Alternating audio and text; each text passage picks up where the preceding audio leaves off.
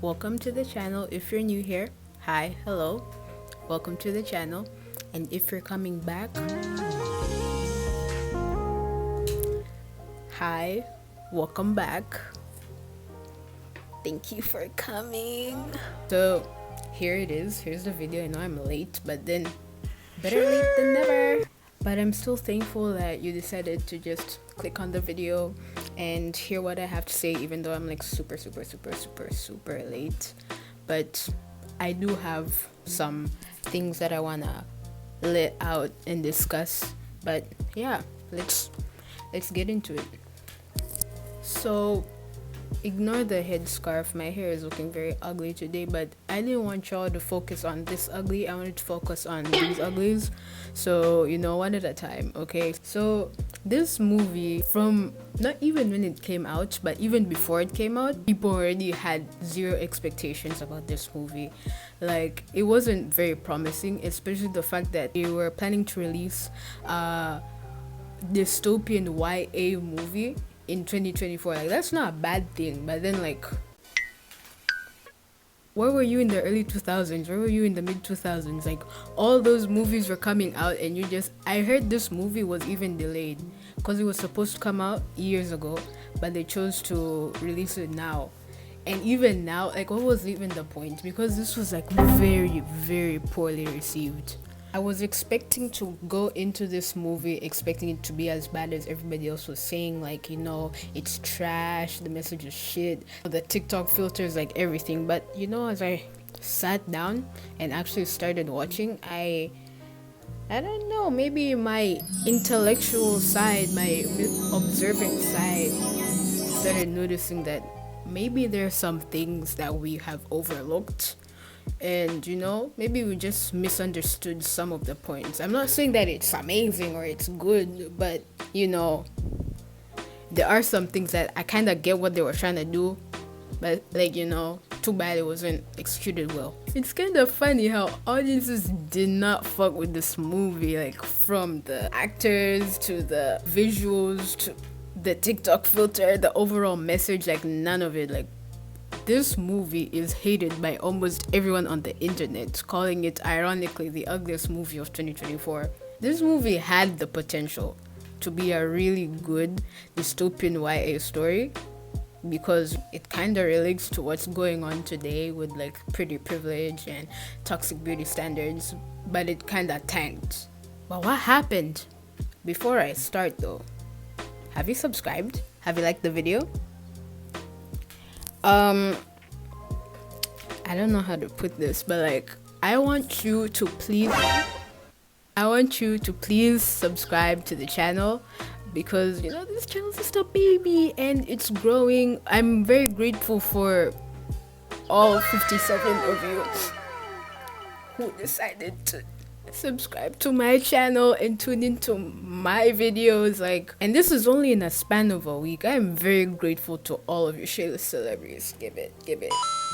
Yeah, now let's get back to the point. So the overall story is basically like set in a dystopian world far off into the future where everybody is separated based on looks, not class, not everything, just looks. So everybody is separated into two groups: the pretties and the uglies. The pretties live in the city, a pretty town, and the uglies live in these dorms called Uglyville.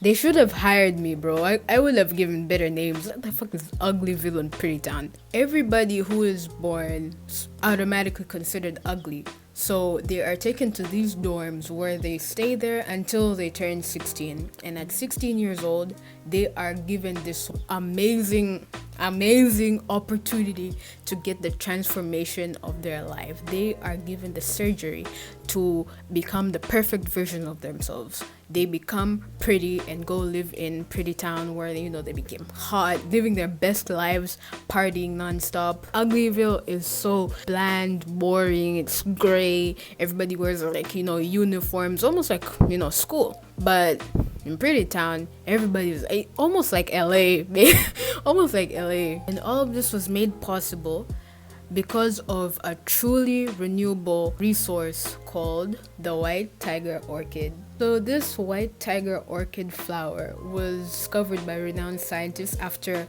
years ago when the earth crumbled as a result of, the overconsumption of fossil fuels by human beings. And because of that overconsumption and what we did to the earth, we're referred to as rusties. Let me catch you calling me rusty. Although they were able to save the earth, that still didn't stop human problems like, differences, wars, genocide, and all that, all because of people's indifferences and inability to just coexist together. So their best solution was to just make everybody the same, make everybody the perfect versions of themselves, make everyone pretty, and they forget all other problems. Life is wonderful.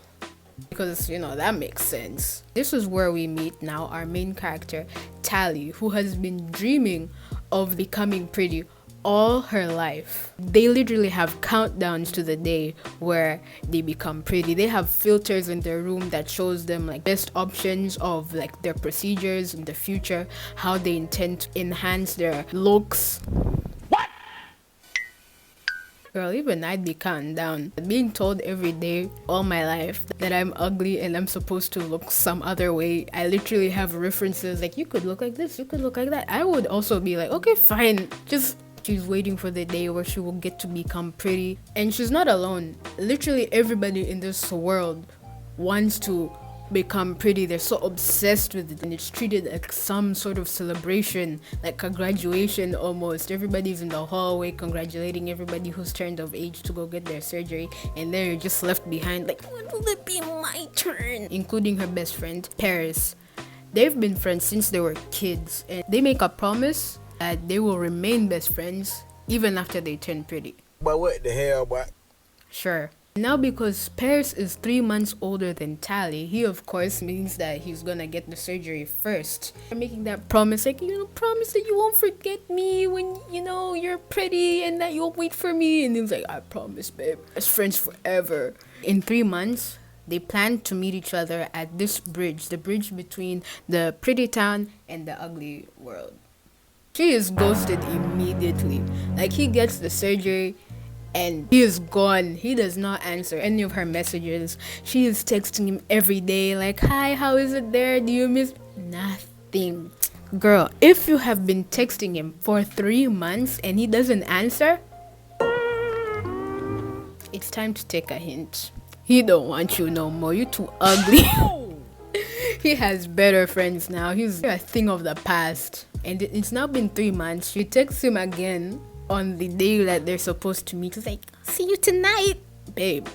He's not coming. It's giving those cringe messages people send to celebrities. Happy birthday, big man. He is a no-show, of course, but she still doesn't understand. So she decides to sneak into the pretty city and just go look for him. She does so by stealing a pig mask. How symbolic. She finds Paris, and Paris, he has changed, and not for the better. Those TikTok filters where it's so obvious that it's a filter. He looks so botched. What is that? And then he was just looking at her how did you get in here? Because as far as I know, it's not your birthday yet, so you shouldn't be here. You didn't have to come. Really, you didn't have to come. Things are just crazy. You wouldn't get it, but don't worry, you'll get it when you're pretty. Oh, somebody! Oh, he needs some milk. How fast I would have turned and walked home. The second-hand embarrassment of how she just did not understand, and she's no, it's me. You remember our song, Piper? She is flabbergasted. Because she's so shocked, she forgets that now she's exposed. She's detected that, an unwelcome face does not belong in this pretty area. So please go back to your bridge, you troll. So we get this whole chase scene of she's bungee jumping and flying across the roof. That's when she bumps into this mysterious girl and she helps her escape. So we get this other intense, fast chase scene. Bro, so much is going on. So this is where we meet her new friend, and her name is Shay. She's officially the president of this channel. She's my favorite character. They hit it off almost immediately. Like, their chemistry is so amazing. They become almost best friends. But they're both rebellious. They're both wild. They're both like free-spirited. We learned that Shay is like very good at, is it hoverboard, skateboard? I don't know. She's good at using that hoverboard doohickey. As they continue bonding, they're talking about their surgeries, and that's when they find out that they have the exact same birthday, September 9th, and that's coming up very soon, meaning that they're going to be scheduled to have surgery on the exact same day. And Tally is very excited. She's like, oh my god, I'm gonna be pretty with my bestie. But you know, Tally is iffy about it. It's always changing the subject. So one day, on the day before their birthday, Shay decides to take Tally out into the woods, and it leads us to a path where Shay then confesses that I'm not gonna get my surgery. I don't want to do my surgery. I want to be free. I want to live a life where I just get to like look like myself and be myself and be happy with that. So she is going to join the group called The Smoke. The Smoke is this rebellion group that goes against the whole notion of pretty is everything. They just want to be themselves. So they escaped from that place and now live in the woods where they be free, and they help others try to escape that world. And it is believed to be led by a man called David. Shay suggests like, there's more to life than just wanting to be pretty. Tally does not agree with this at all. No, I don't want to be free.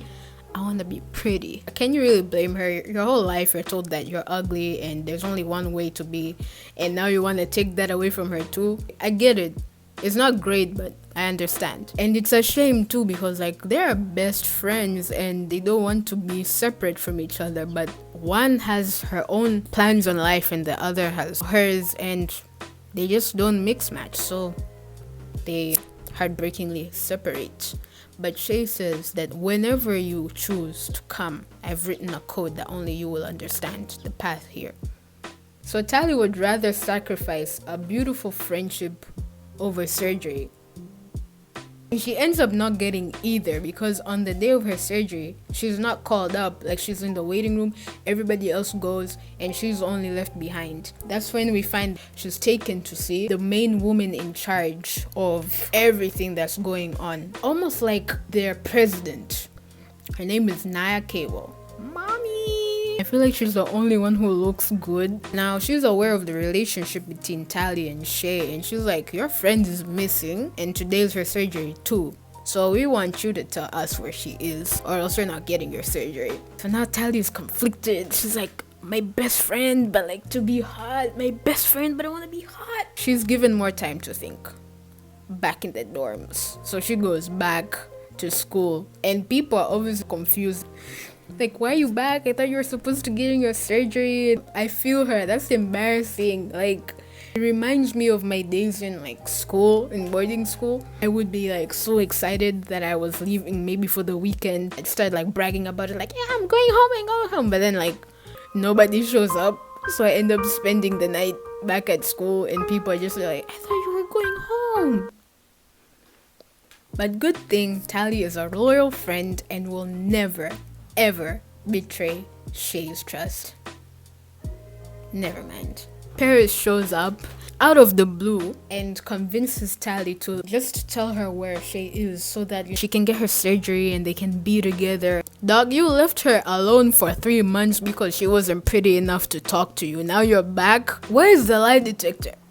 Only rocks in this brain. She agrees to go. She's supposed to go to the Smoke, infiltrate the group, and find out what are their secrets, because it is believed that David possesses a weapon that they will use to completely destroy everything that they know in Pretty World. So she gets a necklace that will signal them. So she's able to follow the path pretty well. She almost dies, but she doesn't, and she makes it into a field filled with these white tiger orchids, and she just, decides to retire for the night, only to be waken up in flames, like she woke up in hell or something. Fortunately, she is saved by none other than David and his group, and they don't detect any tracker or anything, so she's good to go, and they get the hell out of them. And we get this cute little reunion between Shay and Tally. Like, I don't like Tally, but I love this friendship. They're so cute. So Shay shows her around the place, and it seems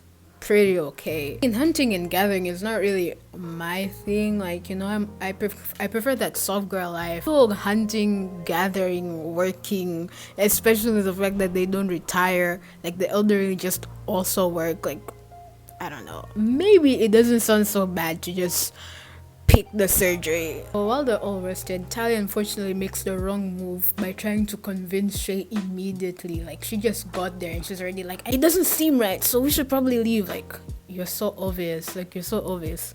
So Shay immediately figures out that, you know, so you probably came here to just convince me to go home.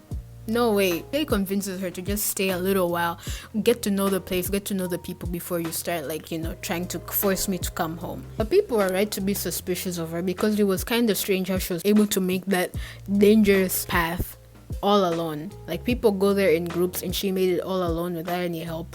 People found that suspicious, but not David. Like, he trusts her. So he shows her around, he explains their cause.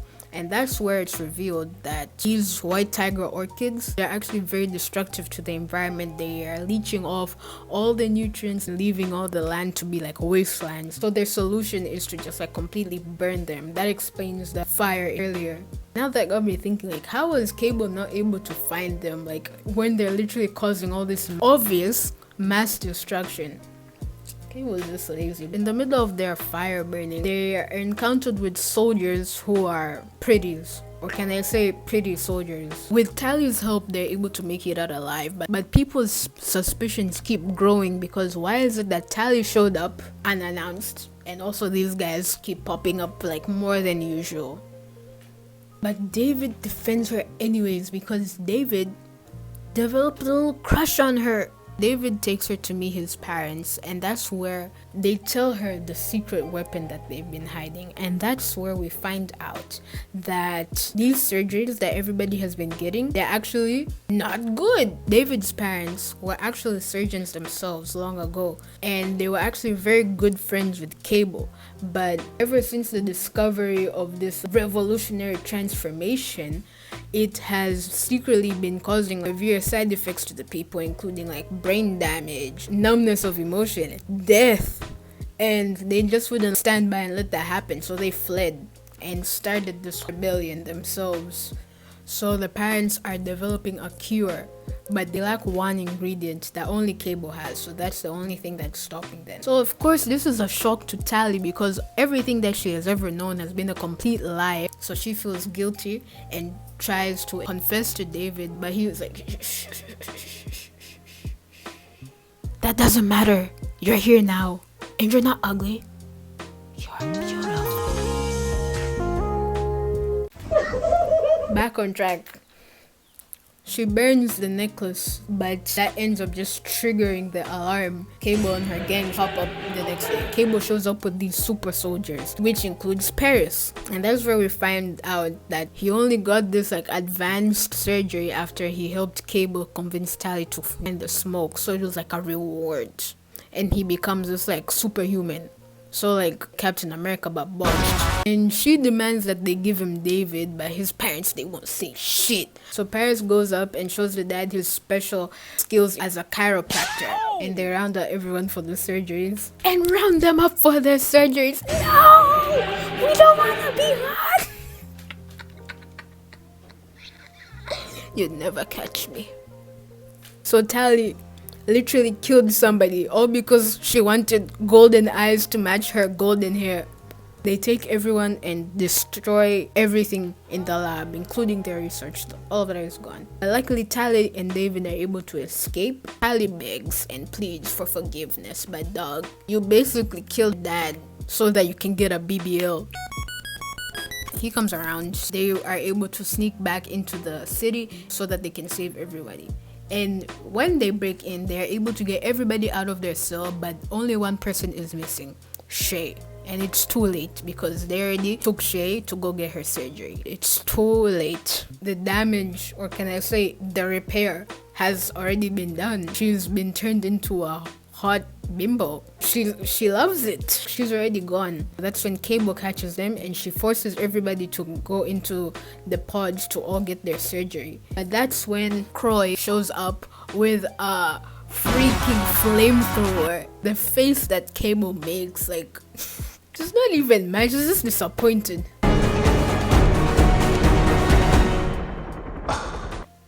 But miraculously, everybody survives that. Luckily, David's mom is able to steal the final component for that secret cure that she was working on. And she also reveals that she had hidden one of the only serums of their cure in David's pouch. Not everything was lost. Paris shows up. He's ready to finish the job.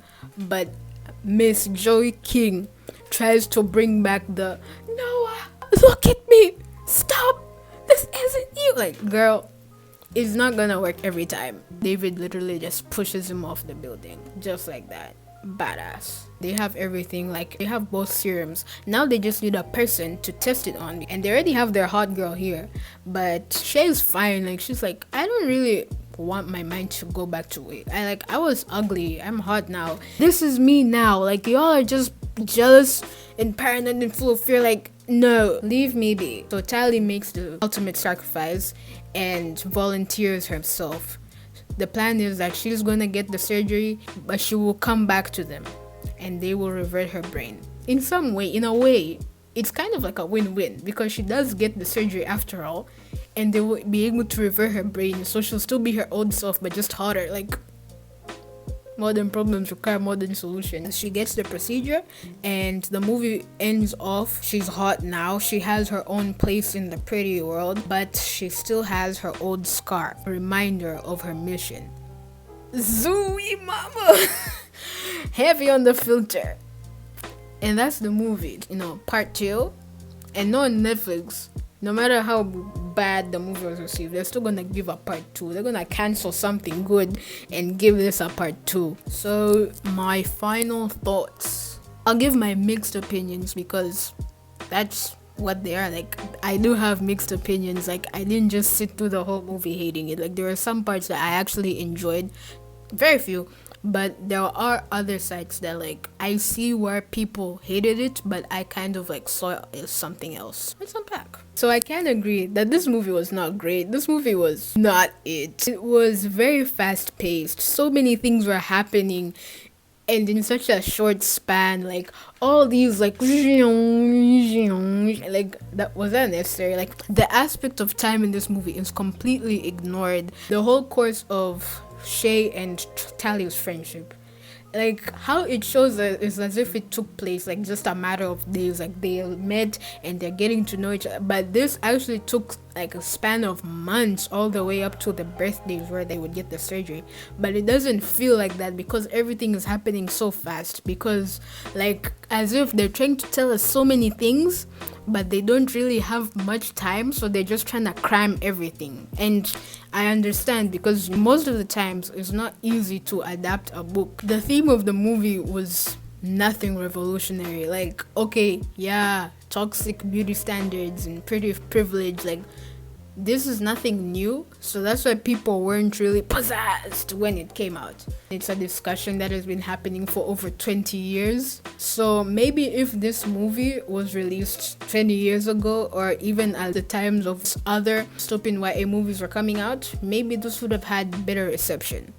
But even so, it still kind of looks plain and simple. Like, the overall message is basically, you don't need to change to feel like you belong. Like, you cannot sit there and tell me that a movie like Hunger Games, a show that doesn't shy away from speaking about the serious topic about like politics, corruption, and classism and poverty, you can't put that in the same room as Uglies. That's like, be yourself. This maybe should have been released years ago along with Hunger Games, Harry Potter, because like now it just seems like kind of corny. And I feel like I really didn't relate or care for Tally because she was a Mary Sue. Basically, she was good at everything almost at the first try. She got praised all the time. She was immediately forgiven for things that she did not deserve to be forgiven for, and she was branded as like this hero. Now let's get to the part where I defend this movie. Yes, the movie was ass, but I get what they're trying to say. It is true that plastic surgery has really taken over our generation. Like literally everybody as young as 14, probably even younger,